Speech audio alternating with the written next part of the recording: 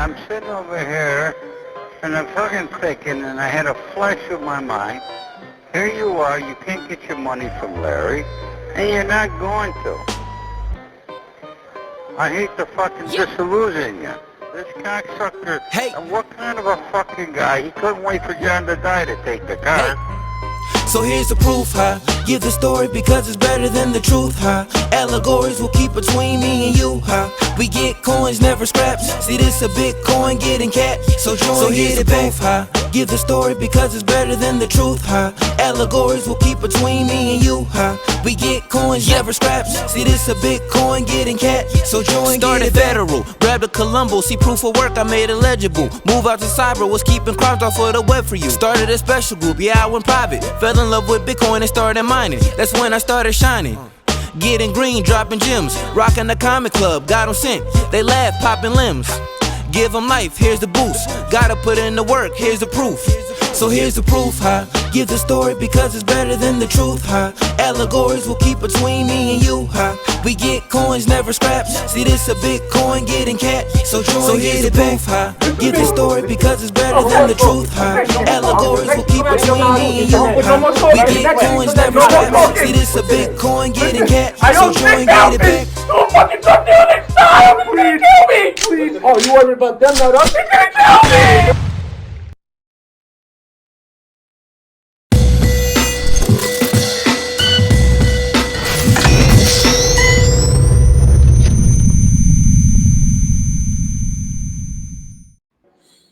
All right, welcome everyone to episode 6 of Vinny's Proof of Work Vinny's Proof of Work project. It is a concept, but it's also a podcast. Excited today for today's episode. Have a friend that I've known for quite some time now through my wife, Christian Migliore, former detective who recently released a book titled The Hungry Young Man, which I assumed was a book about feeding young boys on a minimal budget, but I later learned was actually a little bit more intense. A book really about what it is to be a man and how to become a man, filled with not chapters but lessons. So welcome, Christian. Thanks for being on. Thank you. Thanks, Vin. Thank you. Appreciate it. Thanks for having me on. It's a real privilege. And that's quite the intro you had there. I like that, man. That was good. It's intense, right? Oh, it is. It is.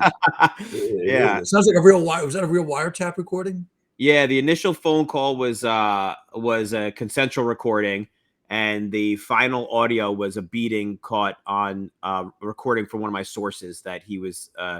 They ran a mob-owned social club out in Lindenhurst, and these two guys decided to rob it. What could go wrong when you rob the Colombo family? Geez, so within I can 12 hours, imagine. they caught him, and yeah, they beat him up, and a lot of that was caught on tape, and so that's the ending of it. But yeah, Cool. Very cool.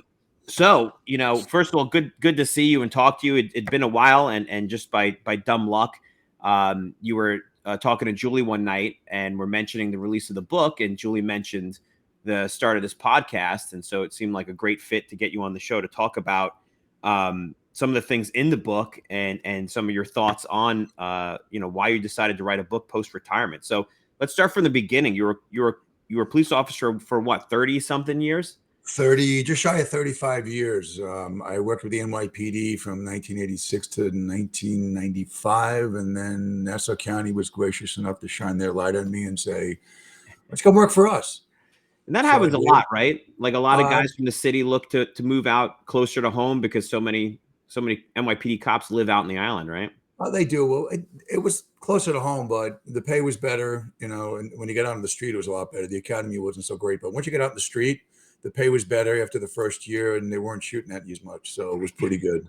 I used to joke around with people. I'd say people out here used to wave with all their fingers when they waved at you. So when you look to make the change, what was what were you giving up? I get it that it's I just asked because when I wanted to do the FBI stuff, I wanted to be in Manhattan, and Right. I couldn't imagine kind of doing that anyplace else. But to go from the city, right, the biggest city in the world. Oh, it was great working there. I had a lot of fun. It was the Wild West when I started. It was in the 80s. It was at the height of we were coming out of the 70s, and our generation of law enforcement was kind of charged with taking back the streets, if you will. That phrase that they used a lot in the academy. We're taking back the streets. So they kind of put us out there with that mission in mind, if you will. It was kind of on the coattails of the 70s, which was bad. Things seemed to be calming down a bit, they said, and all of a sudden crack hit in 1984 and 83, 84, and it just took off and absolutely devastated New York City. And the area where I worked in South Jamaica was Crack Central, we called it. And that was where a lot of it started, was manufactured, and there was a great deal of competition amongst the organized crime factions in that area that were duking it out for the key spots to sell their product on the street. And I say duke it out, I mean they would actually go by and shoot and kill each other and then replace the guy who was shot dead the next day with another guy from another drug gang. So that's how that worked. Wow. It was pretty intense. Yeah, it was an intense time in New York City. And I was young. I don't want to say crazy, but maybe a little more reckless than probably a lot more reckless than I would be now. I was a kid. I was hired at 20. I hit the streets at 20. I just turned 21 when I hit the streets. And I'm great you asked about this. It's great you asked about this because in the book I talk about my start in the NYPD and how I got to learn and understand about police work and communication and how to really talk to people and give out some meaningful advice to people. I learned this from the veterans that on occasion, we actually had the privilege of going on a call with, if we're on a foot post somewhere and they got a call in a building, an apartment building or a house, and we were nearby.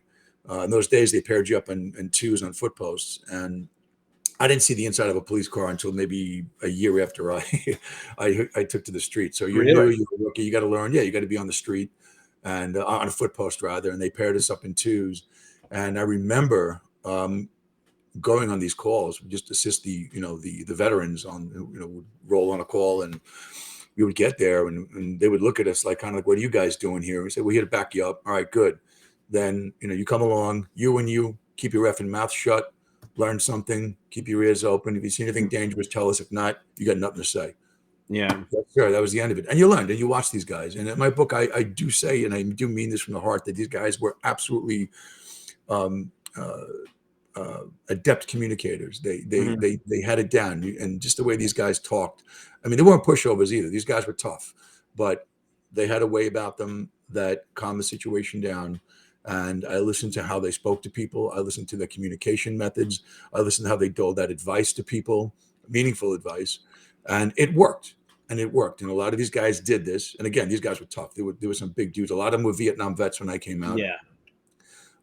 So they weren't shy about, using force if they needed to, which they just didn't do randomly. If they had to, they did. Yeah. But for the most part, these guys were great at just de-escalating. Yeah, diffusing situations. Exactly. Word. And I learned a great deal from them about that. I learned a great deal about that. And they're in no small part, a big part of the book, I dedicated a small portion of the book in the intro to them because they were a key part in my development as not only as a cop but as a young man in so many aspects and many of the aspects that I touch on in the book too. And I think about a lot of those vets now and I see their faces and names and I actually hear some of their voices sometimes as I think back and listen to what they said and the things that they did and the things that I learned from them. So they were key players in my development as a young man. Yeah, as long as those voices aren't telling you to like hurt animals. Then no, nothing like that. I don't mean hearing voices like, I'm crazy, but therapist on that. Yeah. What's interesting about the way you're describing that, and I think this is true of a lot of professions that have very small margins of error, meaning the reason why cops have to be that way. And I had a very similar experience in the Bureau, in terms of ending up being paired with senior agents that are very much of, keep your mouth shut and pay attention and, learn something. As one agent told me, because as you can imagine, it's hard for me to keep my mouth shut sometimes. Why don't you stop shitting Quantico food before you start doling out, your ideas, and that kind of always stuck with me. And sure enough, when you get enough time in, you look back at the new people coming in, and you could see pieces of you and them. Yes, and you can see how, the things you did that are cringeworthy and that you regret and that you learn with wisdom. Listen. But with law enforcement, the thing is, the point being is that there's there's not a lot of margin for error. You can make a mistake if you're a stock manager at a supermarket and something goes wrong. The worst thing that happens is maybe some items break or something gets stolen or mismanaged. But when you're dealing with things like that, like law enforcement, you're dealing with things like medicine. I hear that same theme throughout, which is that there's not a lot of babying in those periods of when you're learning, when you're first starting, because there is no margin of error. You can't accidentally Correct. kill someone in an ER room and say, well, we'll chalk this up to a learning experience. Yeah, no. It's the same thing on the street. Yeah. Somebody's getting aggressive, and you're new, and you're going to escalate by getting loud with that person back. A person with wisdom is going to say, I could see where this is going, and it's going to end up with violence, and it's probably preventable. So it's interesting to hear that was true. I mean, listen, there was an old saying they used to say. They said they don't put erasers on the end of nightsticks or your gun, so you can't undo what you did with those weapons. Yeah. Kind of like a scalpel too, like in an OR somewhere, they don't put an eraser. Absolutely, you can't. And especially now, right? We still law enforcement still is at a disadvantage because they don't put body cams on surgeons. It's probably coming one day. But and the police officers walking around with body cams, I'm not saying I'm against them. I'm actually for that because I think ultimately protects everybody involved. But you're dealing with things that are highly dynamic, and the idea that someone's going to retroactively go through what you said or did in a highly dynamic situation, it's almost impossible to ever come out looking as good as you intended or genuinely intended during that interaction. Because that people don't understand that. I think when they're talking about what it's like to do that kind of job, they see only the celebrated cases that hit the news and then get to dissect it a million ways, not realizing that for every one of those interactions, for those law enforcement officers involved, there might have been thousands that have gone fine, that never make the news, that were never a problem. And it's think about it. Think about it. Then on a daily basis. I mean, how many? I think it was something in the millions of calls for service across the country in every police law enforcement jurisdiction at the state and local level. And out of those millions of calls for service, how many of those actually ended up where an encounter between the police and a suspect ended with someone dying or getting severely injured? It's very rare. If you look at the backdrop, it's rare. It's a rare exception. It's incredibly rare, but unfortunately, it's so emotionally driven when it does happen that people lose sight of perspective of that, and that happens a lot with anything that gets a lot of attention like that. So I read the book, and knowing about your time, so you went to Nassau, and then when I met you was back in like early 2000s, and you were already a detective at that point. Right. So how long I just made detective actually in November of 2000. Actually, back it up a little bit. In July of 2002, I was assigned to the detective division, but I was still a cop. Okay. I didn't receive the promotion yet. So they said, you're going to work there for a while as what they call a white shield or a white badge. Your badge is still white. You're still a cop. Once you get the promotion to detective, which occurred in November of that year, you get the gold shield or the gold badge. In some jurisdictions around the country, they call it a badge. We call it a shield in this area of the country, in the Northeast. So in November of that year, I received the detective shield, and it was a proud day. It was very gratifying. I worked hard to get there, and it was cool. It was. What did you start? What were you working initially? I worked when I came out here. I worked on patrol out of the academy. Oddly enough, I was the class valedictorian, nice. Which I don't know how I pulled that off, but I don't know. I did it, and it was. They said you get to choose where you want to go for your first assignment. Oh, that's great. So I picked a place that was, my home, precinct or station where I lived and grew up. And the sergeant who asked me where I wanted to go said, "Look, I know you're the valedictorian, but you can't go there. Another guy already picked that place, and you're leaving. So you learned a valuable lesson about the government early on. Yeah. So they pulled that away, and they said go to the first precinct, which was in an area called Baldwin, New York. For the your listeners that don't know where that is, it's on Long Island, South Shore, and encompasses a large area. And I worked there on patrol. I worked nights. I had a great time. And I always describe police work, especially in Nassau County. It was like they give you your own car, a company car, all this cool equipment, a uniform, a gun, and all the gadgets and gizmos and lights and sirens you can play with. And I had a great time. It was the most fun I ever had. And I was getting paid for it. So when you became a detective, what did they have you? Did they assign a specific like violation? Like in the bureau, we had specific violations that we worked, or were you just a detective? You know, were you working I always homicides, robberies? Yeah, I likened it to being a doctor. When you work at the precinct level, and I was assigned to the first precinct detective squad. I stayed there in the first precinct. Every precinct or patrol precinct or command has a detective unit built into it, and they work out of like usually the top floor of the building. And I went back there when I got promoted, and I liken it to like being a doctor, like a general practitioner. We handle essentially anything that needs an investigation that walks in the door. Gotcha. The exception being if it's certain types of felonies, pattern crimes, pattern robberies, homicides. They're generally handled by robbery squad or homicide. And you get to assist them on some cases. Sometimes you don't. That's just how it works.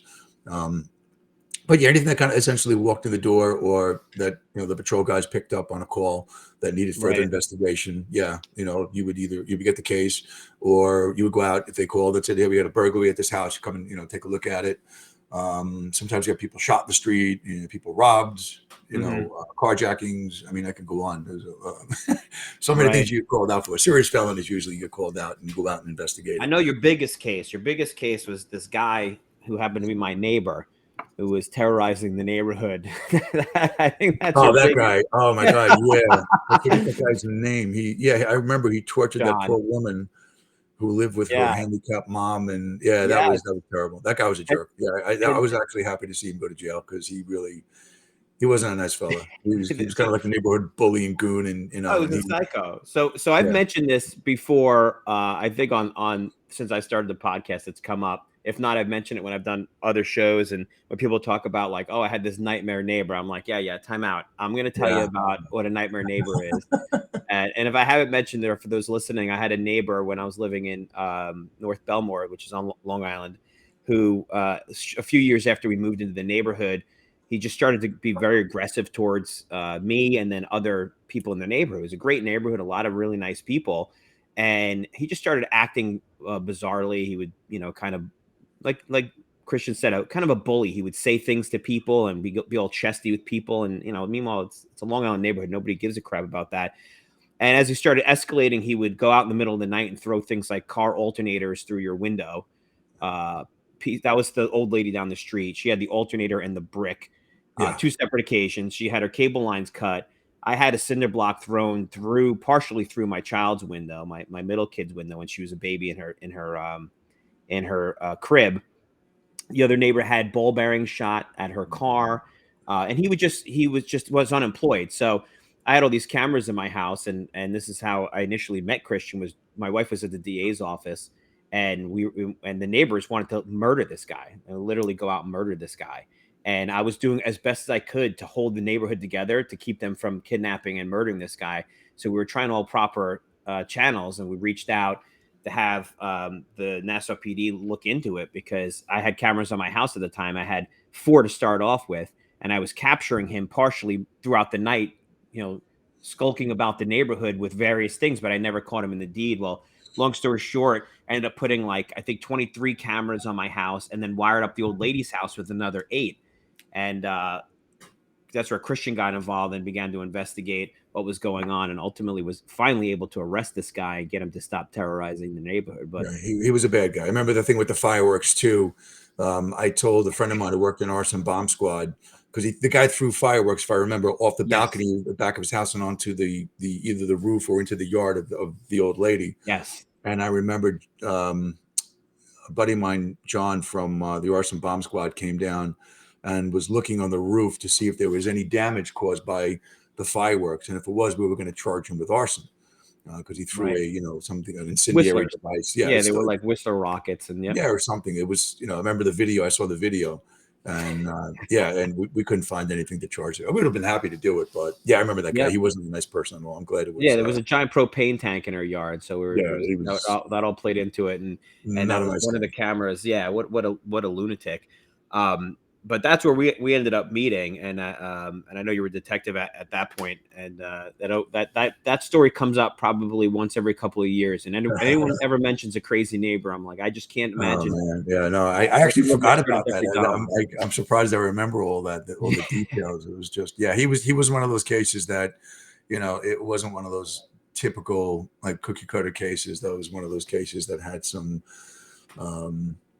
I call it teeth, I guess maybe, because I got a great deal of satisfaction biting into it because you took someone out of circulation, that needed to be taken out of circulation. Oh, yeah. And you remember, she was a nice lady. I remember it was you and your wife, that were there. I knew you both, and I was happy to do it. So it was good. Oh, and the old woman. I mean, there was a woman who was probably in her 60s, disabled, living with her mother who was in her like 80s or 90s, and they were like, this guy was like terrorizing their house. It was something out of a crappy, 90s flick. But somebody was going to hurt the guy if he didn't get arrested. Because the neighbors were losing their minds with this guy. He was jumping out of bushes, scaring kids and stuff. I mean, insane stuff. I sent a couple of agents to his house at one point to talk to him because he kept claiming, who he was, and we don't know who he is. And we did learn that he had changed his name. He was a felon. He had changed his name, was living there under a new name, so that initially when the checks were done, nothing was coming back. So this, like you said, this story had teeth to it. The case had teeth to it because there was something going on with this guy.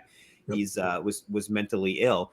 But you talk about a segue into the book, because he's someone who I looked at as an adult and said, how is it that a man grows up to be this? How is it that a guy like him comes to existence? It was like dealing with a man child. He acted like he must have been in his 50s, and he acted like he was perpetually 13. Yeah. And so a lot of those things jumped into my mind when I was reading the book over the last week or so, about lessons learned about what it's like to grow in from adolescence into a man, and some of the tough lessons that that seems like a lot of men are missing these days. Yeah. And you point this out a ton in your book. Like when you if you're talking about a specific lesson, you'll reference, for example, speaking clearly, or carrying yourself with dignity and respect. You'll reference this a lot about, you run into young people all the time and you kind of scratch your head. And I don't know if that's a process of just getting older, because I feel the same way when I interact with people, and I think it's, I talk about this on stage sometimes, that generational gap, that there's a gap between every generation. Feels like the generation behind them has like lost their way. So sometimes I'm like, maybe it's just us getting old, but I don't know. I do see a lot of it that I can't ignore, that I think is probably part of the bigger problem that we have, which is boys are growing up in a way to not understand some of these basic things you're talking about in here. I don't think they're growing up at all, Vin. I think part of the problem is that some of these guys aren't growing up at all. No one's teaching them these things. And there's this shame out there. And this, I call it this devastating thing that this term they keep throwing around about toxic masculinity. I mention it in the book. I think it's thrown around too loosely, too much, too often. I think it's a convenient thing for some people who have an agenda. I think it's a disgrace. And I think they're doing a terrible, terrible disservice to a lot of younger men and older men to a degree, where anytime they show any inkling of masculinity or strength that a man should show, anything from opening a door for a lady, to standing up for himself, or even what I'm doing now. I've had people say, that would say like, oh, your book is toxic, well, and you're angry and you're toxic. You shouldn't be that way. Well, I'm like, no, I'm not angry or toxic. I said, anytime a man stands up for masculinity, or wants men in general to better themselves in some way and make themselves more reliable. He showed them how to be more reliable, more accountable to themselves and their families and their communities, to be more responsible, to live a life of excellence, to be more confident. Anytime you push that agenda forward collectively, those things collectively push it forward. People look at you and say, "Oh, you're angry. No, that's toxic. You shouldn't talk about it. You shouldn't teach young boys these things. It's terrible. They're going to grow up to be monsters." And I said, no, if you do it right, they're not going to do that. if you do it correctly. I wrote in the book about that one lesson called the Monster of Manhood. Mm-hmm. You know, and I couldn't think of a way to express that idea of getting together with the guys and just, you know, yucking it up with the boys, hanging out, and, you know, being loud and being funny, and coming together and developing that camaraderie, that common cause with other men, that, you know, sharing stories. There's something good about that. I learned to do that when I was younger, when I was a cop. You know, I learned it from the older guys, and that, you know, you have a place in the world. You're needed here. And doing that together, you know, fostering that camaraderie amongst men, that masculinity, I think pushes that forward. And, you know, in that lesson, I remember writing, and I'm not looking at it now, I'm just going off memory, that, you know, don't let anybody ever tell you that, you know, the monster of masculinity is a bad thing and will lead to other bad things. You know, those some of these, not to get political, but some of these, I call them feminazis, and these other like-minded woke people, you know, will say that, oh yeah, if he acts that way now and he releases his monster of manhood, well then, you know, he's going to rape some girl in the parking lot tonight. You know, it goes to these crazy things. I'm like, no, it's not. I tell them, look, you don't need to explain yourself. You don't need to justify what you do. You're a man. Just say, I'm a man. And these are my men friends. These are my guys. These are my buds. This is what we do. This is how we cope with the world and how we exist in the world. Well, it's interesting because we're at an unprecedented point in our evolution as humans, as a species, where we're basically on the fringe of accepting everything, right? We're basically being told that anything and everything, virtually, with almost no limitation, is to be accepted, with the exception of masculinity. It seems like it's one of the few things that we're being told that if I were to say to somebody, there are things inherent to what it is to be a man, that isn't sufficient. Whereas if I said that about any other thing out there, if I said these are things to inherent to being a woman is going to be this and that and a combination of that, and the world needs to accept that, then everyone would say, yeah, of course, you know, that's how we're made, that's how we're born. But if you were to explain that, you know, there is a part of being a man, and this kind of goes back to the duality of being in law enforcement, which is people don't like the ugliness of law enforcement, but the people that are drawn to law enforcement have a capability, a potential for violence that is necessary, because without that potential for violence, they're not going to be really good at their job when violence happens. Right? When someone starts throwing punches or a knife comes out and guns, those people need to have the potential to get violent. And so it's like that sheepdog analogy you see sometimes, which is that the sheepdog has those sharp teeth. You know, it snarls, it has those eyes. It reminds the people of the wolf, and that scares them. But the sheepdog is the protector. And a sheepdog that looks like a poodle isn't a very effective sheepdog. It needs to be that way. And so to your point about that is something that I struggle with now when I see happening, which is, and I'm raising, you know, I have a boy who's 9, and this idea of course you want him to be sensitive. You want him to understand empathy and things like that. But you also want him to understand that, that there's a part of him that he needs to grow into, about that protector role that is it actually, I believe, is inherent in most men, unless you beat it out of them, and convince them that, you know, when violence happens, they should be right next to their woman running down the street going, oh, no, to me, that's unacceptable. And you know what, though, when you say beat it out of these kids, I don't think they're beating it out of these kids. What I think they're doing is they're brainwashing it out of these kids. And I think it starts in the schools, and most of your school teachers are women. And a lot of them, you know, I believe, I'm making a general statement here. I'm not saying all of them are like this, but many of them are left wing. They're liberal, and they have this idea that, you know, we have to put a cap or a lid on this masculinity, and we do it at a young age. And I think a lot of these young boys who show and exhibit wild and crazy behavior and off the hook behavior at a young age, they're like, oh, he has a disorder. We need to medicate this kid. We need to call the parents, and we need to get a diagnosis on this kid from the school doctor or from someone else. We need to calm him down. He's too aggressive. He's too off the wall. I think it starts there, Vin. It starts young. I don't think they're beating it out of these kids. I understand what you're saying about that, but I think what they're doing is a total disservice to these young boys.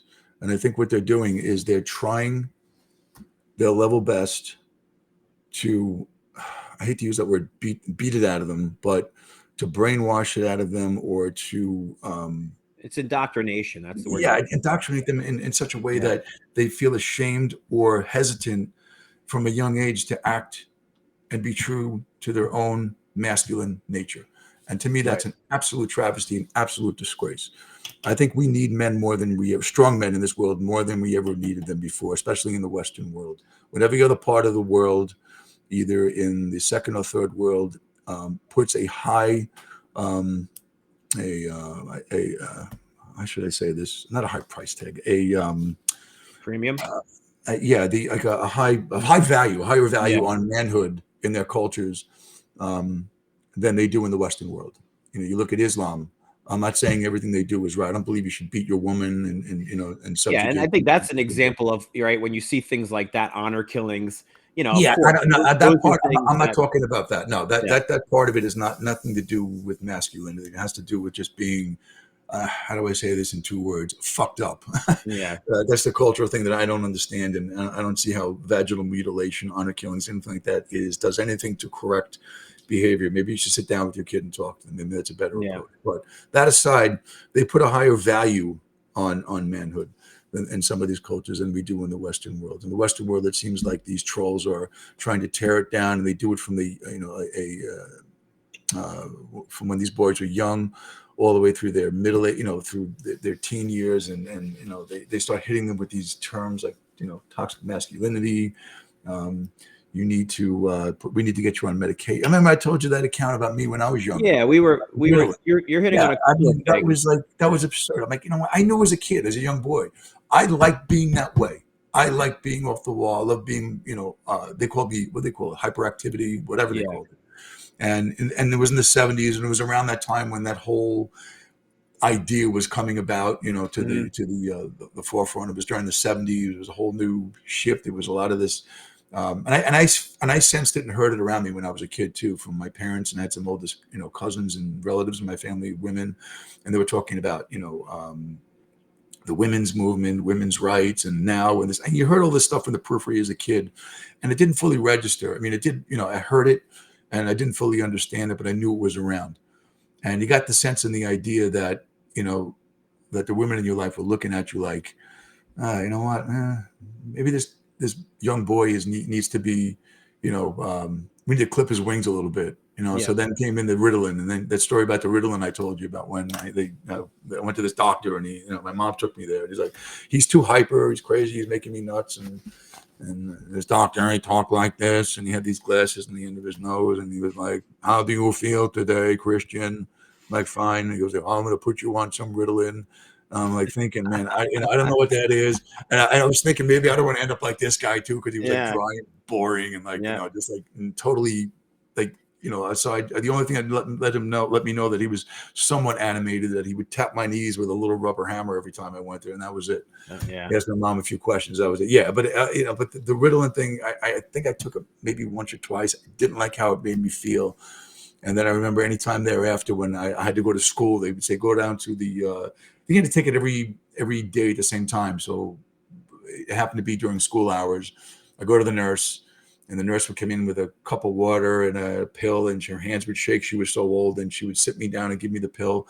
And I remember looking at her like this, and she'd walk out of the room, and I'd look out of the corner of my eye. I'd pretend I was putting it in my mouth, or if I did, I'd walk by the sink on the way out, and I'd spit it in the sink, and then I'd walk out the door. I knew then I didn't want to take it. I knew then that there was something not right about it. I didn't fully understand it like I do now, but I did understand that this was not how I wanted to feel physically. I see this a lot too, and I've dealt with it now with my own 3 kids, because that's the way the universe works, right? The things that you drove your parents insane with get passed on to your kids, and then you deal with it, and dealing with it with my son now, and that decision, it's a big one, because you don't know. There are some people that need it. I work with a lot of guys that are hyper intelligent that they wouldn't function without it, because they're just not wired in such a way that they can control it. But I think the urge is as a society, especially Western culture, is there's a pill for it. And not to digress into what's going on with COVID and everything else, but that's what alarms me, is that a society that's been conditioned to look for quick fixes rather than the hard fixes, rather than the tough answers. They want the quick, easy answer. And when the quick, easy answer is, don't worry about your weight, you can get a lap band. Don't worry about your weight, we'll put you on amphetamines. Don't worry about controlling yourself and learning how to control that nervous energy that you have, we'll put you on Ritalin. And that's what worries me, because when we were talking about this a few weeks ago, I was a spastic child. I was hyperactive disorder, they called it back then. And there's something, to bring it back to the book, there's a chapter in here that hits home too about, not being a fucking clown. And that desire for that approval and that attention you get, while everyone's learning, you're more interested in making them laugh and being a clown. And then you realize later on, like, there's no future in that. Not a great future in that. And I think the problem is that when you have, pharmaceutical companies and the pressures that they put on the politicians and lobbyists, and that relationship between those physicians and those companies and how they get paid to push products, and it's totally incestuous. It's totally incestuous. Everybody knows someone else who's on it, and it's helping them. But what about 25 years late from now? You learn to cope with it without the pills. I learned to cope with it without the pills, right? Arguably achieving things that I'm sure many people who knew us back then would have been shocked to realize that. So it's hard for people like us, I think, to look at that and say that maybe the person might be better off going through the struggles of figuring out how to manage that for as long as they can, as best as they can, until they turn to the magic pill that now is like fucking marriage. You're married to that thing for the rest of your life. I don't know anyone who's ever gone off of that stuff. I don't know anyone who started that and said, oh, and then I hit college and I realized, and then I got to medical school and I realized I don't need it anymore. It was a struggle for me, and you were telling me it was a struggle for you, but I'm proud of the fact that I figured out a way to manage that and not depend on that, because now I know that I don't need it. Right. The biggest struggle for me, Vin, honestly, was not getting caught spitting the pill into the sink of the nurse's office. That was the part I was most nervous about. The biggest, I wouldn't even call it a struggle. I was just happy being me. And I know some people struggle with it more. I'm not knocking it. I just think, and as you alluded to before, said before, that we're so quick to medicate in this culture of ours, especially in America, that the pharmaceutical industry spends billions and billions of dollars in just in lobbying alone in this country. And if you ever look at TV, and I don't watch it that often, but they'll hit you with the news, and they'll hit you with all of these stories, and then right after all of these terrible things that are going on in the world, and they let you think or make you believe that, or tend to. And then there's a pharmaceutical commercial. Right after, you don't think that's by design? You can't sleep. Here's Ambien. Here's a green butterfly that's going to come into your room and make you happy, sleep at night. All the stress away in the world, and and you just heard about how, like, on the news that there's someone said it once. I forget who said it. Some guy said it on the internet. It was funny. He said that he goes, this is Bill in the nightly news, and tonight's report is that 25 people died tonight in a horrific accident, and you're probably next. Stand by for, we're going to a commercial break. And the next commercial is, you see a pharmaceutical commercial for, are you anxious? Are you anxious? Exactly. Are you worried about it? Come on. It's all by design. And you know what? We're so quick to medicate in our culture that I think we do our kids a great disservice. I talk to a lot of these crazy moms sometimes, and I did some research for this book, not a lot, but it's mostly informal. And you talk to people, you talk to moms, and I go to a lot of these demonstrations now with the anti-mask thing. I don't want to get political, but this is where I did talk to some of these people, and I talked to some of these crazy neurotic moms, and they, like, every one of their kids, it seems like, is on some medication. I'm like, I'm saying to myself, why would you do this to your kids? And a lot of them are boys, and you look at these kids, I'm like, you know what? That's me when I was like 8 years old. That's my friend who, when he was 9 years old. I mean, we're the same. We're like, all of my friends were there. They wanted to put us on something, but we just wanted to be. And I think really, not to cut you off there, but so this is the thing, right? There's a lot of lessons in your book that intersect, and reading it, I try to read it in two ways. I try to read it from the perspective of what I know now, and then I read it from the perspective of what I knew then. And so, like, one of the things about not being the clown, and and why that's problematic. And you're saying, well, I just wanted to be me. Well, I enjoyed being me when I was goofing off, but what I didn't enjoy was in school suspension. I didn't enjoy my parents losing their mind when I got home and the principal called.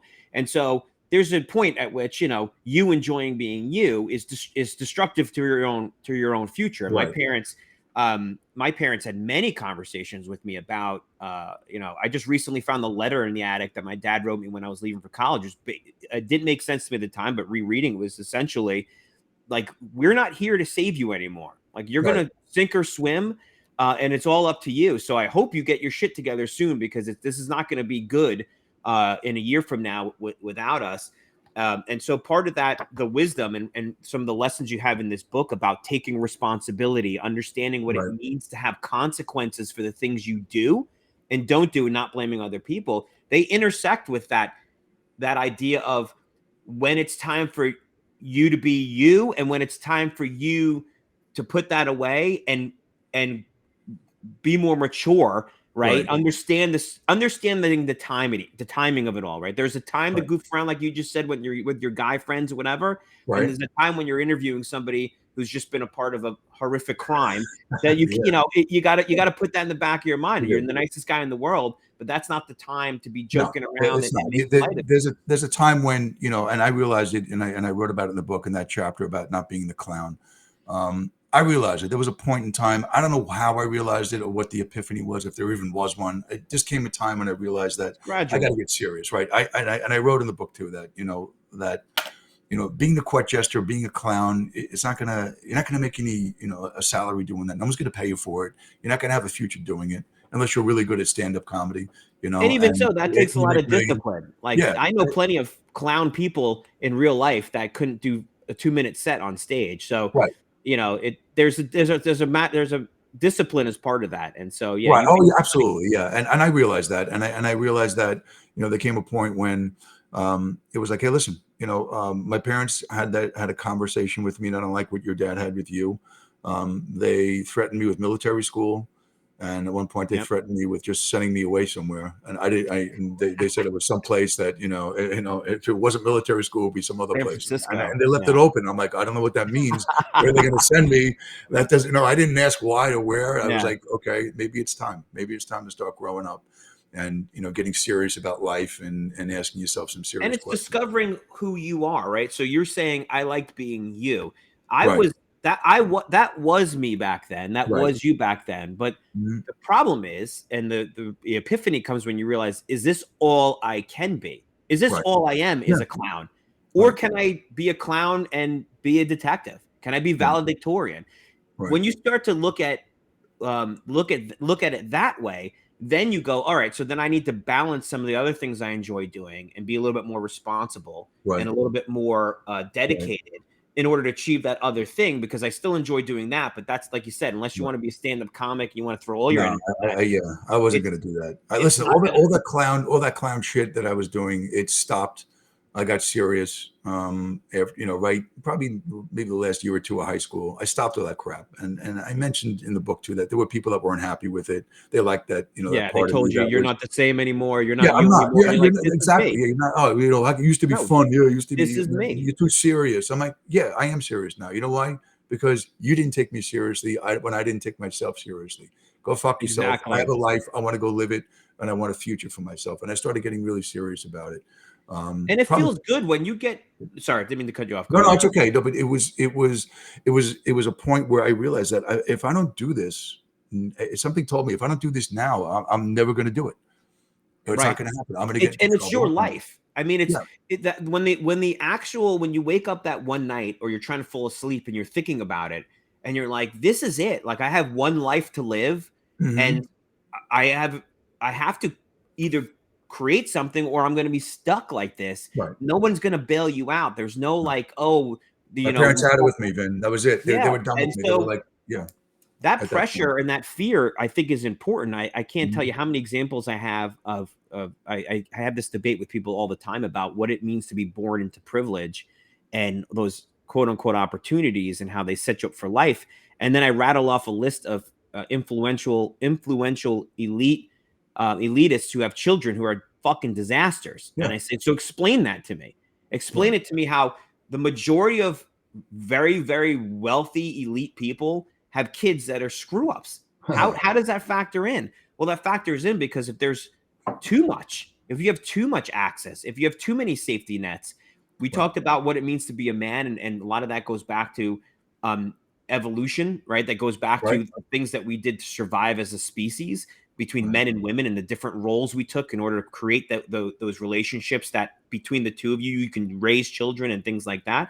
One of those things is the powerful and important role fear plays, in my opinion, in finding out as a human what your potential is. It's the reason why someone can lift a car up when it crushes their kid. It's the reason why someone can fight their way out of a rapist is attacking, and a woman can fight their way out of that situation, not knowing the strength they had. Without the fear, none of that happens. And so when you're looking at your life and saying, I'm thinking of being a police officer, or I was thinking about law school, and you're like, I'm about to take on, $150,000 in student loans for this, and I got to pay it back. No one's paying that back for me. That fear means that when I went to school, I suddenly said, I better pay attention and study hard because my parents aren't paying this back for me. And when I get out, I got to pay it back. So I better be a good lawyer. I better be a good FBI agent. I better have some potential, some future here that's only up for me to do. And I feel bad for the people. I genuinely feel bad for the people that grow up with too much, that don't have that fear. And that moment that you've had and I've had that says, I'm putting all that weight on my shoulders. And now I'm gonna, it's good to have friends. And you talk about this a lot in the book. I mean, friends and loved ones is great, but none of them are going to do this for you. No, you got to do it for you. You got to do it for yourself. You do. When I got serious, about, my younger days, about life and about what I wanted to do, I joined the Army in 1983, went to basic training in 84. And then the following summer I went for more training. It was serious. I mean, you're going far away down south. I was in Alabama. You fly down, and it was 2 back-to-back summers of hell. It was a lot of work. It was hot. You're running around. You're doing all this training. It's nuts. But you grew up. I grew up doing that, and then right after that, I became a city cop. When I was about 20 years old, I got called and I took the test, and I knew at that point that, when I joined up with the Army in 83, that it was time. It was really time, that it was time to put aside all the bullshit, all the nonsense, all the clownish crap and, the stupid shit with your friends and get serious. And some of my friends kind of faded away after, my friends or people that I, kind of hung around with. And, they started fading away once I became a cop and once I got more serious. It wasn't the guy that was fun anymore. It wasn't any of that, but I knew that was that point. And I knew that, my parents were, my mom more so than my dad, really. My mom was like, she was the one that really gave me that kick in the ass and that, and slammed the door shut in my face and said, grow up. That's it. We're done. I'm done. And there's no parachute. There's no more soft landings here. That's it. You're done. It's kind of like, time. It's kind of like, I was watching an episode of Intervention, and it's kind of that idea that, sometimes the best thing that the parent needs to do is kick that addict out of the house. They need to have consequences, and they can't control what they're going to do, but that person has to come to that realization on their own if they want to get clean. And anything else outside of that, you're basically enabling that, behavior to continue.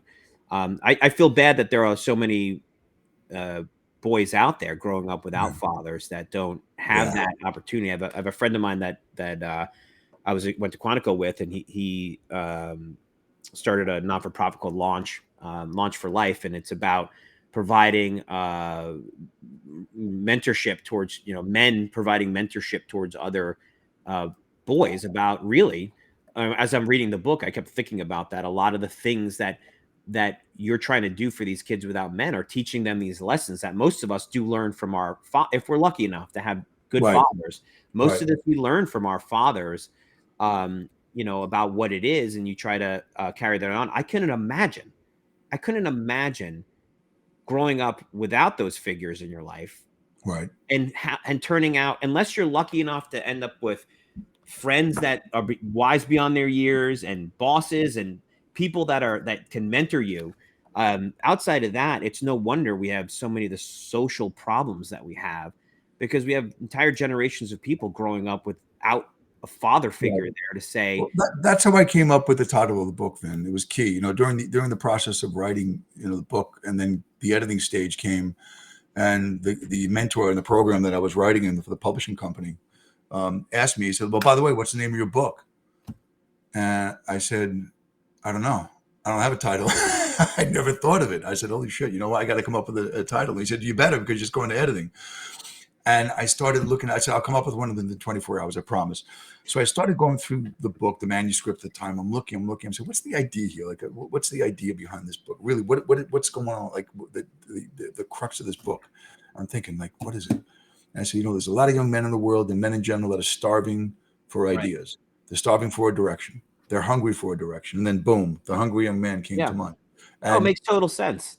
Yeah, and as you touched on before, a lot of these young men don't have that direction. They don't have, if they have a father, maybe they're not giving them that guidance. If they have no father or male figure in the house because of divorce or abandonment, women can't raise men. I mean, I know that's something that probably people don't want to hear, and I think they can't. The glorification of single mothers. It's if you end up in that situation, if that situation is a situation you find yourself in, whether it's through a combination of shitty decisions you've made and your partner's made.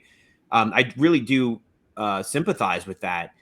But I think part of the problem is, as a society, we kind of lionize that as if I don't need a man. And like, whoa, time out. Yeah, like this country needs men more than they ever did. We need more than ever. Yeah, we do. Not to minimize women's role. It's if the idea, I have 2 daughters, the idea that I could raise, these girls to be women, and I think I'm a good father without a mother in the house is absurd.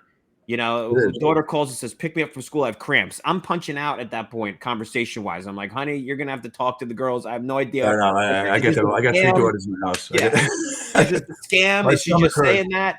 Yeah, my stomach hurts. I'm like, what does that really mean? So, I don't feel well. So imagine with a guy similarly, when a guy comes to you and says, hey, somebody's picking on me at school, right? Like you said, there's the grade school teacher advice, kindness. We don't teach violence here. Yes. Right. Oh, violence is never the answer. And there's the advice you give as a man, which is, go kick his ass. You look for you look for alternatives, of course, but if there's a point when that person's going to come up to you and get physical, then you tell your son you're going to have to get physical back. Right. Like you sitting there and telling the teacher hasn't worked. You sitting there telling the kid to leave you alone hasn't worked. You sitting there changing tables hasn't worked. At some point, part of that is to say this is not it's not pretty, but you're going to have to stick up for yourself. And if that means pushing back on this kid, you have to push back on it. And without somebody there to tell you. Conversely, we have a generation of kids being taught that if somebody, the threshold for violence could be getting bumped into, getting looked at in a bad way. And that's the exact opposite of what needs to be said, right? Because as you know, how many times are you out? You do talk about this in the book a little bit, about that de-escalation and about having confidence in yourself to know that you don't have to be a loudmouth monster. You go to a bar and there's some guy running his mouth. There's a million ways to defuse that. That doesn't mean you're any less of a man. And it's not like in the book you're like, so you go over and then you knock his teeth out. That's the exact opposite of what you're preaching. Right. But without a father to help a son understand where that line is, I feel like the kid is just clueless. They're like, I don't know. I thought that was disrespectful, so I was protecting. Like you have a chapter on sticking up for yourself. I could see a kid being like, I was just sticking up for yourself. You're like, time out. Like, yeah, they're sticking up for yourself, but there's the wisdom to know when it needs to be violent. Right. I think having that strong male presence in the home, especially with boys at a younger age, you have to curb, that wildness, that wild side of them that's off the leash sometimes, or off the hook rather. But also too, you teach them temperance. You teach them temperance in those situations where, hey, you have to be assertive sometimes. You have to stand up for yourself. You can't. Don't listen to these teachers who tell you, or people who tell you that violence is never the answer. We're never allowed to use violence. And I had an argument with a teacher about that with one of my daughters in school, and they were teaching these kids that violence is never ever the answer. And I said to the teacher, I called the teacher and I said, listen, I want to talk to you. I am really upset with you. And I said to her that, what if my daughter's in a place where she's trapped or she's, encountered by someone and she has no way out other than violence? And this person's threatening her. They're using physical violence against her. She can't just leave and go tell the teacher. Exactly. What did she do then? Well, we can't teach violence, to these kids. So why teach this stuff at all then? I know. And she goes, "Oh, is there a problem with violence in your house?" And I said, "You're very rude and condescending. I have a mother with a I ought to hit you. Are you out of your mind?" I said, "No." I said, "I'm going to hang up on you. I'd knock your teeth out if you were here." But the point was that, yes, there's going to be times when you have to be assertive and stand up for yourself. And kids can understand a lot of this. I find this funny because I've had similar discussions with people that think it's appropriate to sexualize children and talk to them about intimate sexuality at 5. But then if I'm like, let's talk about violence, you're like, they're not mature enough to handle it. No, they are. Like my son and I play all kinds of video games. A lot of them are these puzzle games that I really truly believe works his brain. I played a lot of similar games when I was a kid. And I think that was important. And a lot of them are violent, but my son can understand that when we're blowing up an alien, it's a game, right? He can understand that. So the idea that, when I remember somebody was, when my daughter was younger, she would come home with these bruises. This kid was kicking the shit out of her in like kindergarten or first grade. And it was getting to the point where you're like, well, if you're telling me violence is never the answer, and yet violence is occurring in your classroom and you're hapless to stop it, then violence is the answer, because she's going to stop it, or you're going to stop it. And if you're not going to stop it, and this goes back to, a much deeper conversation about notions of self-defense that have also been eroded in this country, that this belief that you can abdicate that responsibility to the police or somebody else to defend you or your family.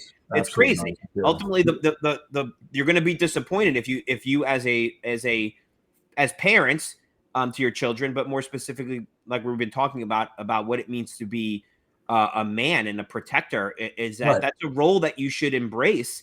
And the weight of that should fall on you the same way the weight of childbirth falls on your wife. Like the miracle that is, the strength it takes to carry a child and give birth, is the same thing that when she looks at you and there's a loud thump in the night, that you shouldn't be like this with the blanket. No, you're asking up out of bed and go looking for, to see what's going on, man. Yeah, you go, honey. You go, honey. And that's the problem, is when you don't teach kids to understand the nuance of violence, the nuance of when it's appropriate, when it's not, and you harp on this, violence is never the answer, then these are the people that are sitting there while they're being, bludgeoned to death going, hey, I'm sorry, sorry to get blood on your shirt as you're bludgeoning to me to death. Like, you're creating victims. You're creating people that are If they told me that in the police academy, that violence is never the answer, I think more than half the academy class would have got up and left and said, I quit, I'm going back to my other job. I said, look, we talked about it before in law enforcement. Law enforcement, you have to have the propensity to use violence. That you have to temper it, and you have to not a propensity, the potential, the capacity. Right? Yeah. I'm sorry, but excuse me. You have to. But it doesn't attract it attracts. But you have to have similar people. Right. Like, you have to be capable of doing that. Yes. You have to understand that you may have to take a life one day. I'm sure you had this in your class. We had several people that left and dropped out of the Quantico because they couldn't come to terms. We get this a lot in the FBI, because you get people that like, I'm just going to work white collar. I'm not going to have to worry about it. And there's no distinction in your training when you go to the academy. Well, you don't need to learn jujitsu. You're going to be a white collar person, so don't worry about it. And we had several people. Remember this one girl, very, very smart, but tiny. She was 5'1", and just like halfway through was like, I can't take this. She didn't like guns. She didn't like being physical. And they're like, look, that's the wrong place. You're in the wrong place, because you might go in a white collar arrest, and that guy's whole life has been a scam, and he's going to take you out and everyone else out before he does himself. Well, then what about the fact that, I talk about it in the book too, about your situational awareness. What if you're out one day with your family and you're not working, you're not arresting anybody, and you come across some violent person, or some violence visits you in your home, or comes your way when you're out? What do you do then? If you're not trained, or you don't, I'm the FBI agent, but I never shot a weapon before in my life. That's unheard of. That's ridiculous. These people can't. The thing with the book, when I wrote about a book, I'll stay on the situational awareness. I wrote about that because I really see a lot of people, walking around. I mean, if you read it, in the definition, I use a very clinical and dry definition of what situational awareness is, probably drawn up by some egghead administrator in some police department somewhere in this country. I don't know. It sounds like something they would come up with, but my simple definition was really just get your head out of your ass and look what's going on around you and pay attention, because it doesn't matter where you are, what you're doing, who you're with, even in your car. You may feel safe in your car, but you're not, totally safe in your car.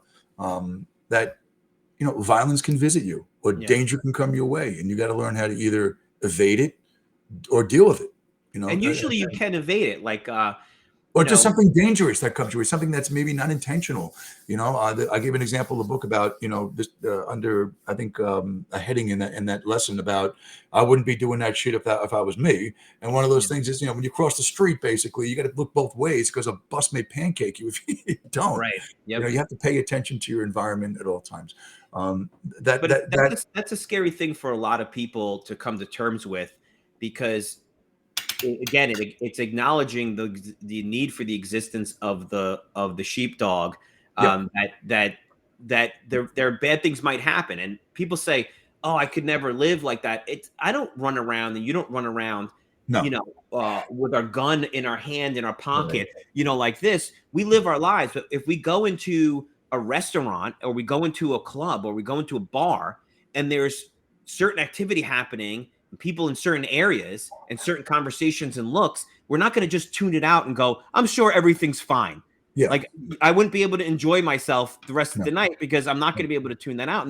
And I got mugged in the city when I was an agent near Fordham, and I knew I was about to get mugged. I walked into it almost deliberately at that point, because it was just the quickest route to my room. But long story short, I was going through an area full of scaffolding, and I saw a guy standing at the edge, and I saw him peek down, and I looked at the scaffolding. I'm like, wow, this is a great, funnel of death for me here, because I have nowhere to go. And I could easily have crossed over, walked through the construction area, but they set up there as a trap, like a lion would at a watering hole, for that reason. But at least I was aware of it when I went into it. So when the guy jumped out at me at gunpoint and tried to rob me, I wasn't like, oh, geez, I didn't see this situation coming. And that's what I think more people need to think about, is the odds are, fortunately, that violence won't visit you, depending on where you live, and all of those things go into it.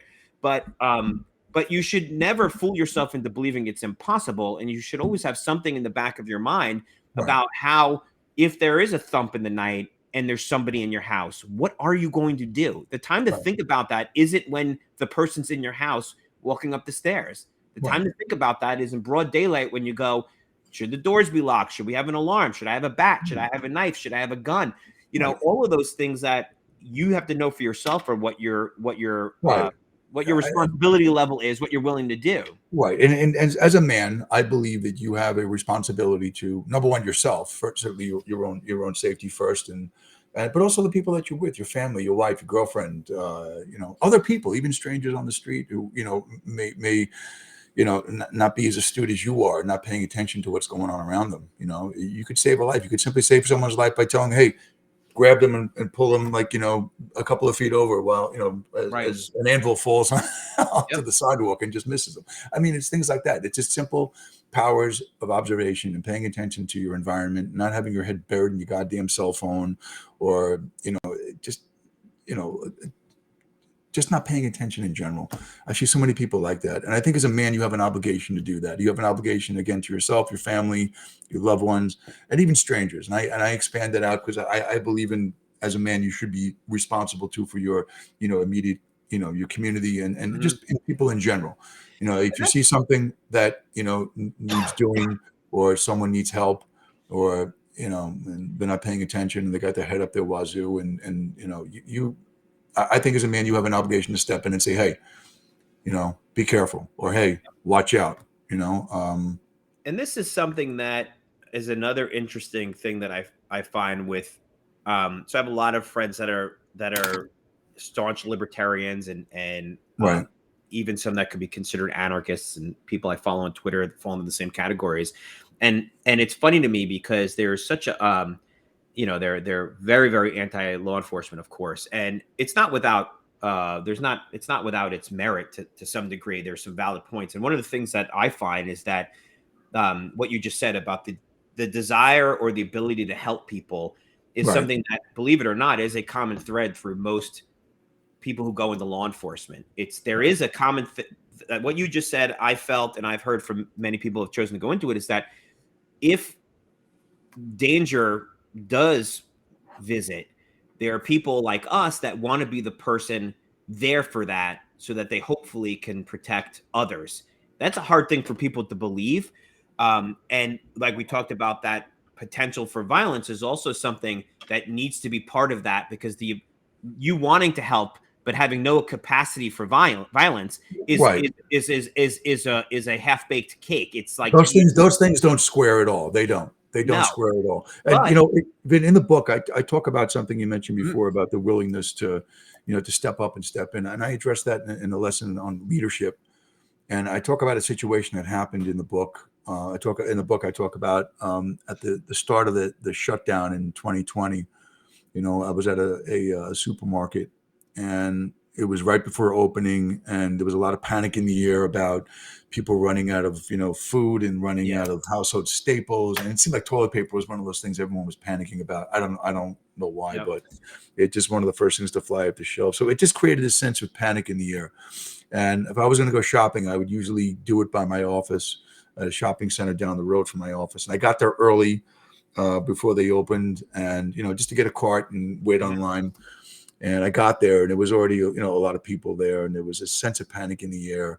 And people were around the shopping cart corral, and they were pulling carts out. And some of them were old people, elderly, and it was getting to the point where people were getting impatient, and some of the pushing and shoving started. And I'm like, this is not going to end well. And I'm looking at the crowd getting anxious, gathering around the front door of the store before it opened.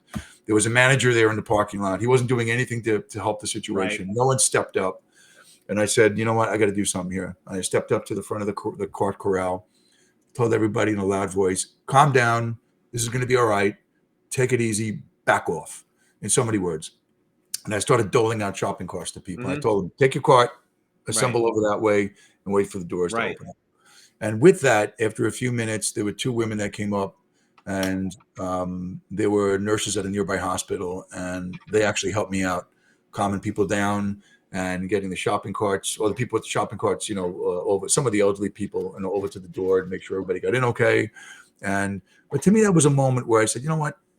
Someone's got to step up and do something. Someone's got to show some initiative and show some balls and not be afraid. Yeah, it can go to shit in a minute, and things can go sideways and bad, and you get blamed for it. Could it happen? Yeah, it could have happened. But you know what? It didn't. And I was happy it didn't. The likelihood of it happening then wasn't going to happen. And it inspired two other people to step up and help. But to your point about being a cop and putting yourself in a situation where you're needed the most to me was leadership. And the two nurses that were there too were also right. Where they not a coincidence that it was two nurses who are also understand about taking control of situations. Right. And you talk about this a lot in the book, which is, that doesn't come without risk. No. The people like to think somehow leadership positions are like, bestowed upon you. No, they're earned through a series of a track record of credible, responsible decisions that seem to work out.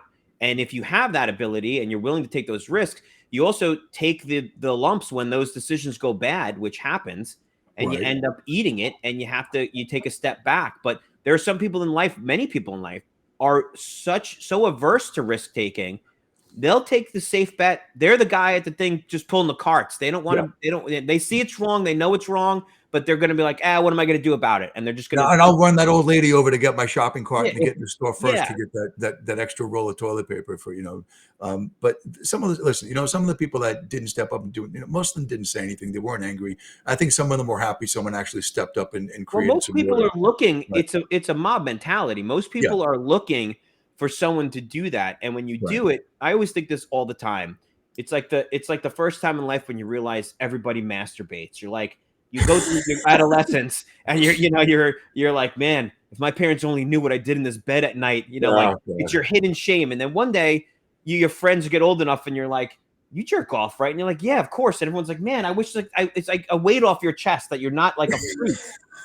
And I think I thought I discovered something new when it was like something right, like, wow, exactly. this is the Turns out I was best doing thing it all ever, wrong man. This anyway. is so Because cool. once your friends tell you about it, you learn all sorts of tips and Well, I had techniques. You're one like, oh, friend, as a doing it side wrong. note, I had one guy I used to work with who swore he never did. And I'm like, man, I said, you know what, dude? I said, I sit in that room over there, the interview room, and I listen to people lie to me all Yeah, fucking day. bullshit. I said, that's a whopper. If you're going to stand by that story, man, And I if he don't and know if he doesn't, he's a genetic defective, because if you don't have that urge, there's something wrong with you yeah, genetically. I Like, give don't. me a Yeah, break. he Like, had kids, and I'm like, you know what? This conversation's over. yeah, I'm you're having a going the way lot of of the trouble piping swallowing this clover one, if you have man. that.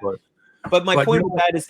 that is just that when you're looking at that situation and you're saying this isn't right, and I guarantee you there are other good people thinking the same thing, but their life path took them in such a direction, not to generalize, but they weren't confident enough to go over and step in and do that, Right. and you were, and Right. that's Well, I was something. trained to do that too. I mean, you trained. Look, Yes, one of the things I talk about really in leadership in the book too is that if you in law enforcement, you know, whether you like it or not, you're a leader by default. And if you're not, you will be very quickly, because you're going to be thrust into yeah, situations where yeah, there's chaos and they're and going to say, violence. "What do we do?" And you have to You tell them what to people are do. going to come to you. Public's going to look at you and say, "What do we do?" I think I used Right? the phrase like, "I think that you're going to find the public running around like a bunch of fucking retards with their asses on fire." You Yeah, know, but that's how it is, and people panic and they don't know what to do. You're the guy in uniform. You show up in the police car. You're identifiable. You're the guy they're going to look to for leadership in that moment and guidance, and you have and to give it. And you can't panic yourself and be like, "Oh, what do I do?" You can't show it on your face, in your actions, in your body language. You got to yep, step up, man up, and you got to take care of it quick. And you got to do it, you know, in a loud, clear voice, and have people understand that, hey, look, you stop your blubbering, get your ass over there and stay there, you know, yep, or you know, get out of here now before things get worse. You yep. know, you have to give people direction and make it clear, and make sure they understand it. But you know what? The one point I wanted to make about the people who don't step up, and I touched on this in the book, and to let people know that, you know, if they're thinking and they're hesitant at some point, or we're hesitant to step up at a critical moment in issues big or small, that they're going to be those people that won't get involved and won't say anything. And then there's going to be those people that won't get involved. And I call them the naysayers.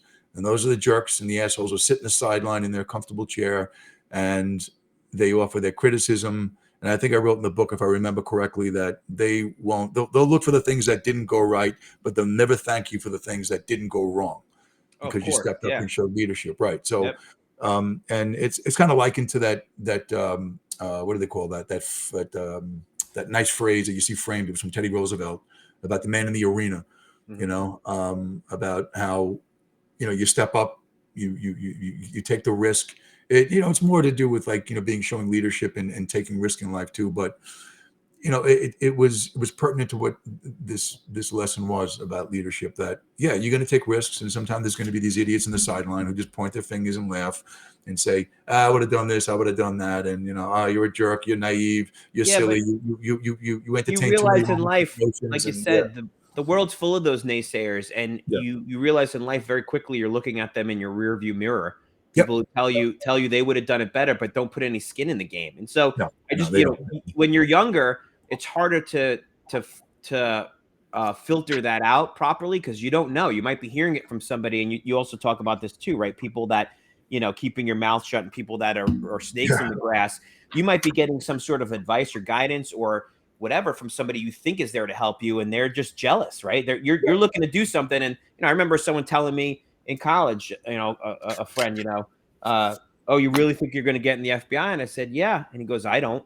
He's like, there's no way you're getting in there. And I'm like, geez, man, you're my friend, and you're telling me that, like, wow. shit. So of course, I also think those things act as motivation, which is what I needed in a lot of ways, was people doubting me. But I think when you Hey, have people Vin, at that, least, not to cut you up, but at least, you know what? I respect your friend for at least having the balls to tell you that. yeah, The people I don't respect, when I wrote I'm about still it in friends that with them. chapter, about, yeah, the people that are these Yeah, backstabbing weasels who look for the opportunity because they're angry with you or resent you for some reason, whether it was, you know, something that you did or said, or at least the impression was that you insulted them or hurt them in some way, and they wait for that opportunity to get even.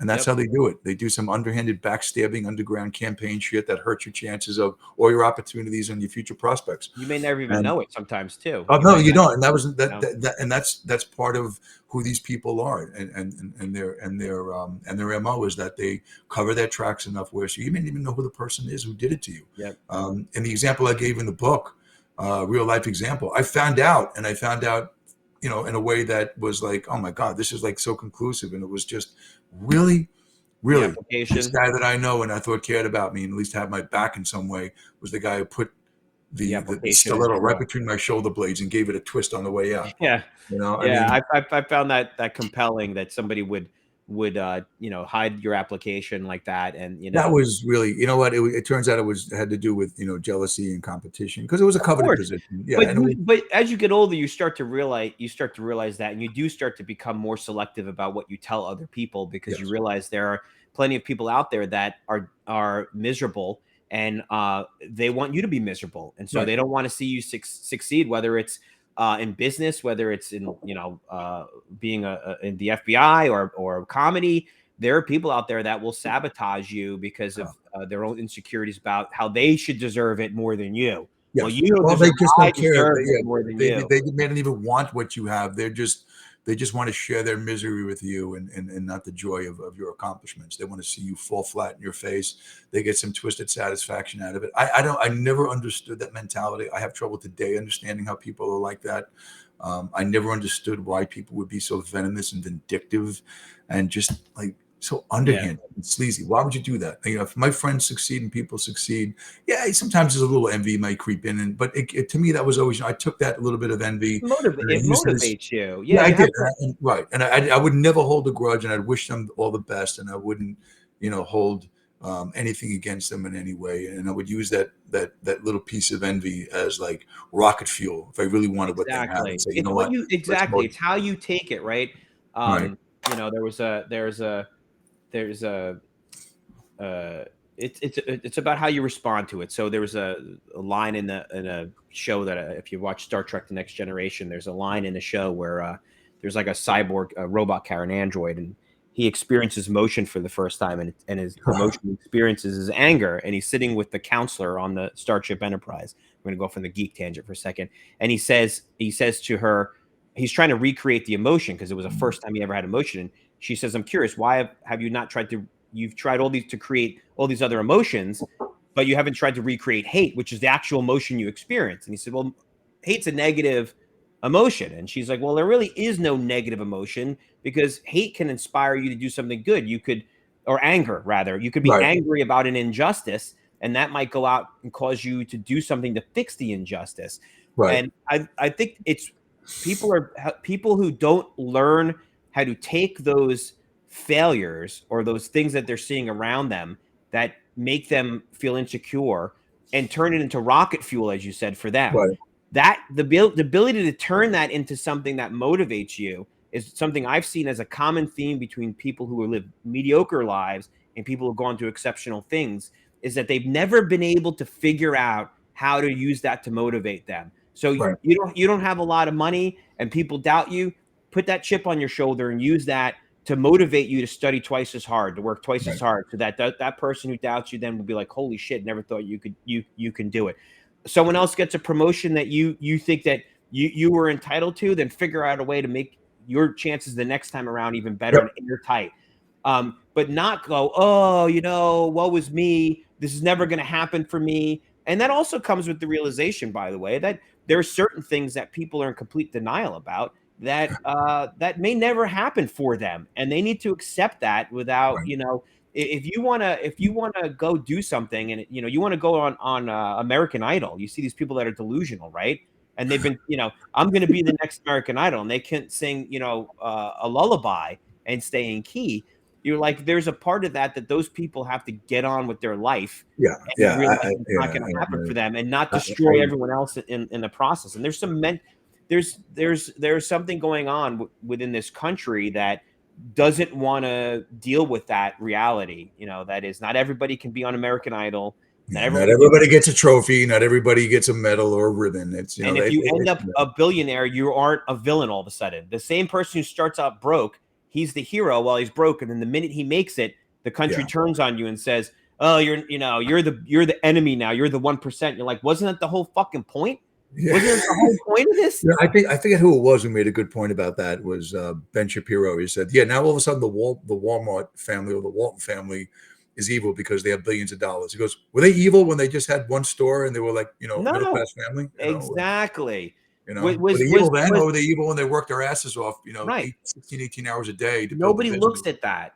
No, nobody looks at that. If nobody looks at the pains that you go through and the risks that you take, and how many other companies like Walmart ended up bankrupt, right? Just their lives destroyed. And that those rewards should go to people who do that in creating those jobs and things like that. Nobody really, it's so myopic the way people look at it. It's like, oh, this is it. And I would say to people, and this is a theme throughout your book too, which is, that you got to tune that stuff out. Like, that's not going to help you make you better being bitter. That's not going to help you, with your confidence. It's not going to help you with any of that. Right. It's the spite and revenge. Don't be bitter and angry. And, I've seen, oh my God, I study things on social media trends, and I listen to some of these people talk, and I'm like, oh my God, I said, these people are they're so full of venom and this wickedness. And I'm like, how do you live this way? How do you live this way? How do you cope? And I think at the beginning of that lesson, I write out some questions about, do people ask? I'm talking to the reader. I said, do people ask you about your anger, your cynicism, your piss attitude? Are you always negative? And this is how I've seen these people, operate and how they act. And I'm like, nothing good comes of this. And I said, and then only, and in some cases, it leads to bad, really, really bad things, evil things, violence, sometimes death. I mean, I don't know how people. It's not a healthy. It's not a healthy way to go through your life, and it's counterproductive. I don't know a lot of people that live lives like that have turned out to be successful by any metric, and they won't. Family, whether it's professional, they won't, because in the end, those people, or in the end, at any part in their lives, while they stay this way, and I say in the book that your life sucks and will probably continue to suck unless you decide to make a change, that you're going to remain in this perpetual state, and you're always going to see yourself as a victim, and you're never going to see yourself as a victor, and you will always be bitter, you'll always be angry, you'll always be envious, and you'll never change, because you can't change when you're in that state. You can't. If you do that for too long, it becomes pathological. It becomes a lifestyle. And you're not going to change. It's very difficult. That's why knocking that shit out when you're younger is important, because I know many adults that it clearly have not, and you're like, man, you're doomed. Like you're doomed. This is why I wrote this particular lesson in the book. I wrote it because I want to grab some of the younger men and younger people now, these younger men at this stage. And I really wrote that really more so for the younger people, the younger men, that want to read this book. And I want them to understand now that, look, you can't be this way. You start your life off this way, or you're this way now when you're young. Start to make the changes now. Yeah. Start to elevate yourself out of that life. And don't habits. be this way. Even if you need help, go get help. I know I write in the book about, whining and complaining, but I leave a little caveat in there too, that if you're in a bad way because of some messed up circumstances in your life and you need some professional help, get the help. Get the help. But absent that, we don't want to hear any whining or complaining. But I wanted to ask you a question, Vin. Sure. Which one of the lessons in the book, or the 48 lessons, was the most meaningful for you? So the clown one hit home. The confidence one, I enjoyed for a few different reasons. I think, and I know we're running long here, and I have to unfortunately leave to go be a father and pick up my daughter from dance in about 5 minutes. But the confidence one, because I thought back on my life, and I think, confidence, I enjoyed the lesson, but and this comes up later in the book, but the confidence, you hit on it, which is you need wisdom and you need humility too. And I think that's really hard. I see this a lot. People I interview for jobs and stuff that have a false sense of confidence, of almost bravado, without the experience to back it up. And that is even worse than being insecure. I've hired people that actually are a little insecure, that I think can be molded and can build confidence. But when people come in and they're like cocksure, and you're like, bro, you've been doing this for like a year. Like you don't know what the fuck you're talking about. and you're talking about stuff like, I'm not going to see right through it.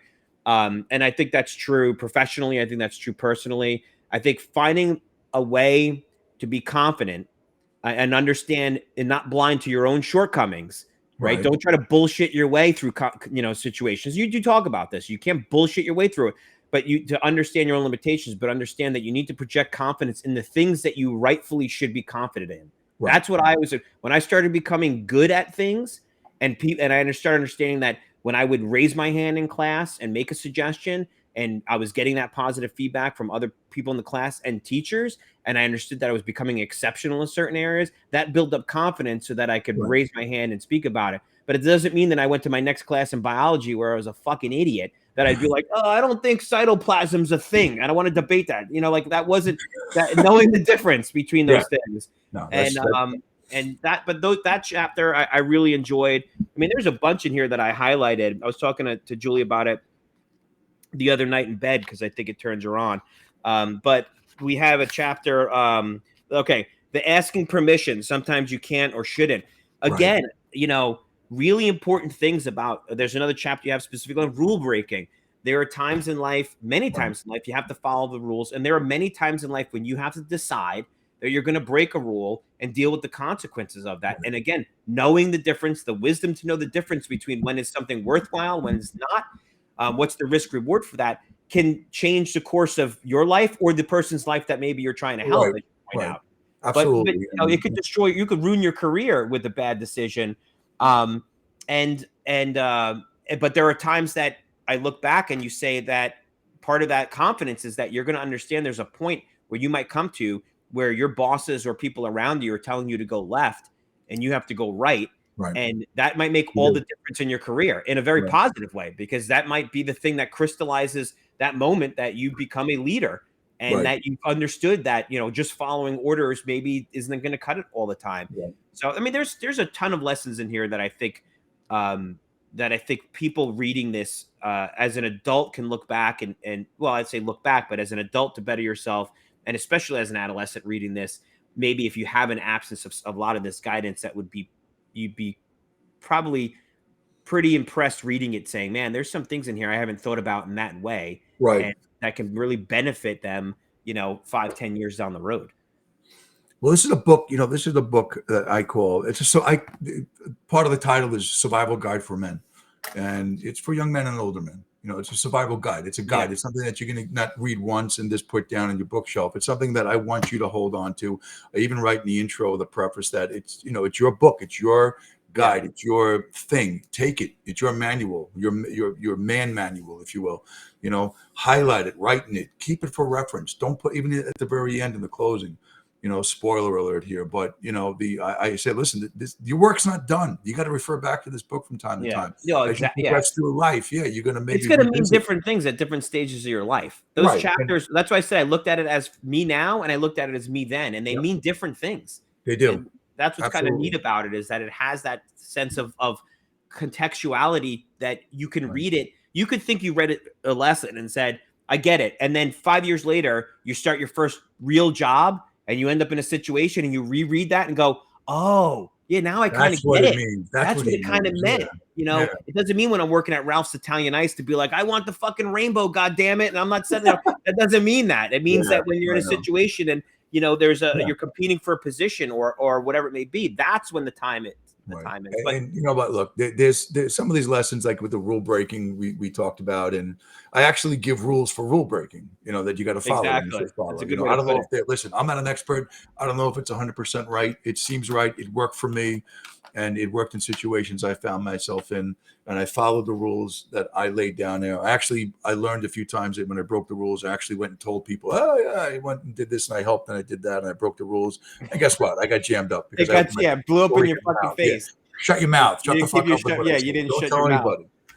Well, listen, Christian, the book is for everyone listening, is The Hungry Young Man. It's available. I bought it on Amazon. I'm sure it's available a couple other places. I'll throw the link in the description of the YouTube video and in the Spotify and everywhere else. Check it out. Go out and pick it up.